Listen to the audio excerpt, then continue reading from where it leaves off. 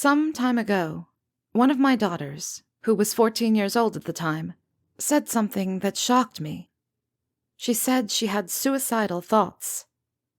I remember I was standing by the door of her bedroom, and she was hiding half of her face in her blanket while crying.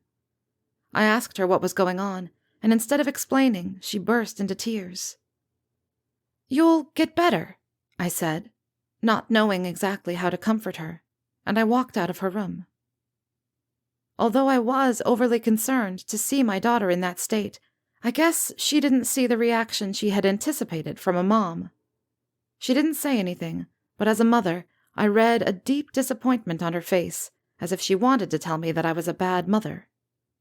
In fact, a few months later, my daughter admitted that she was often surprised by my reactions as a mother. "You're not like other moms. You never take any of my concerns seriously. I'm sorry, Mama. I'm starting to question your motherliness." My daughter's accusations prompted me to question my parenting skills. She was right.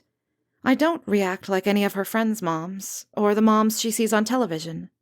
Not because I don't have a heart like them, but because I grew up in a different environment.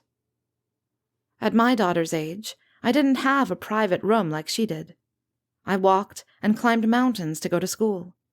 I shared clothes with my sister Tabitha, and I didn't look good in any of them, for they were all too big for me, but I never complained. I remember when I was 8, my family moved from Sure in the city of Mabanza, where my dad was a pastor, to Kagabiro, where my grandparents lived. While I was very happy to see and live close to my grandparents at Kagabiro, and although I was still young, I observed that their life was a struggle. In fact, due to the lack of a proper medical system, my grandmother couldn't stand up or walk or use the bathroom. She had contracted severe arthritis, and all her fingers were numb and twisted inwards, so she couldn't use them for anything, not even for feeding herself. For the first years when I knew my grandmother, my grandfather, Dismas Sirishoki, was still alive, even though he wasn't helping that much, for he too could hardly walk. My older brother Gombaniro and his family stayed with them for a few years, but they eventually moved out. I liked following my grandparents' conversations, but they mostly talked about their misery.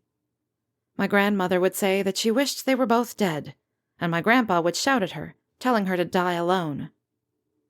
About a year later, my grandfather passed away.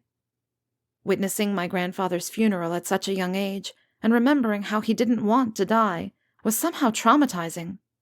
For more than a year, I would have nightmares, night after night, and I was always scared every time I passed near my grandfather's grave. After the passing of my grandpa, I became my grandma's main caregiver, since she was totally dependent.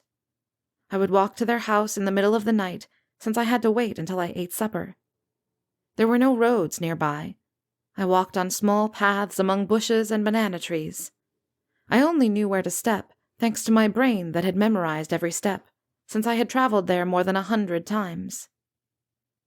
Like any other child, I was very scared of the dark, and I had invented a coping mechanism. I always imagined and convinced myself that my oldest brother Gombaniro was traveling with me, and believe it or not, that helped.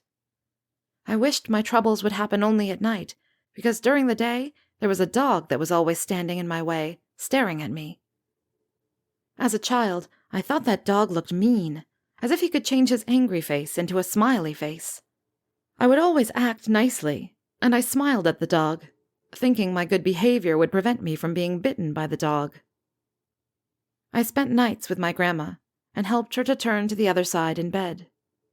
In the mornings, I would go collect wood for cooking, and would start a fire and do light cooking with Grandma's guidance. When I think about my childhood, I always remember how I was content with the little I had, and that makes me wonder why children today don't seem happy despite all the advantages they have. My experience with my grandparents is one of the many childhood stories I talk about when I chat with my daughter, and she listens with interest and asks me a million questions. When she asked me what I considered important for my children as a mother, I told her family unity is the first thing I wish for her and her sisters. The second I wish for them is to never, ever take anything for granted.